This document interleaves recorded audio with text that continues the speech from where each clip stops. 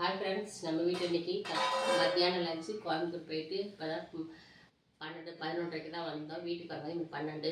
சரின்னு சரி டக்குன்னு வீட்டில் என்ன இருக்கோ அதை செஞ்சு சாப்பிட்டுக்கலாம்னு சொல்லிட்டு சமைச்சிருக்கேன்னு பாருங்கள்.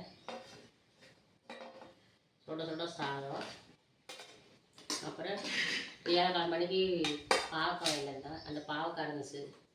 சரின்னு இன்றைக்கி புதன்கிழமையும் செஞ்சுட்டோம்னா பரவாயில்ல. வியாழக்கிழமை மணிக்கு பாவக்காய் செய்யக்கூடாது, ஒரு வாரம் ஆயிடும். ரெண்டாவது செவ்வாய்க்கிழமை செய்யக்கூடாது. அதனால் பாருங்கள், பாவக்காய்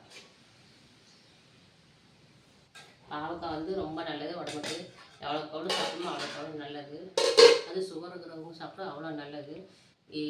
பாவக்காய் என் சின்ன பிள்ளைக்கு பிடிக்கும் அதிகமாக. அதனால் சரின்ட்டு அவனால் சமைக்க தெரியாது. அப்புறம் நமக்கும் நல்லா சாப்பிட்லாம், தப்பு இல்லை. பெரியவங்களையும் சாப்பிட்லாம்.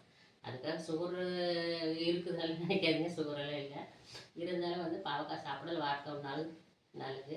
அப்புறம் பார்த்திங்கன்னா கரைநீர் ரசம் வச்சுருக்கேன் பாருங்கள். அப்புறம் தயிர் ஊற்றி வச்சேன். ஊருக்கு போகும்போது செவ்வாய்க்கிழமைக்கு தயிர் ஊற்றி வச்சேன்.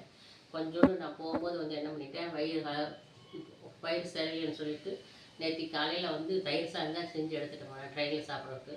மீதி இருக்கிற தயிர் எடுத்து பாருங்கள். தயிர் ஊறுகாய். நம்ம வீட்டில் இதுதான் இன்றைக்கி லஞ்சு. சிம்பிளான லஞ்சு. தொட்டு கூட ஒன்றுமே இல்லை. பாவக்காய், தயிர், ரசம் போதும் இன்றைக்கான இது. ஓகே ஃப்ரெண்ட்ஸ், பிடிச்சிருந்தா லைக் பண்ணுங்கள், பாய். சப்ஸ்கிரைப் பண்ணுங்கள்.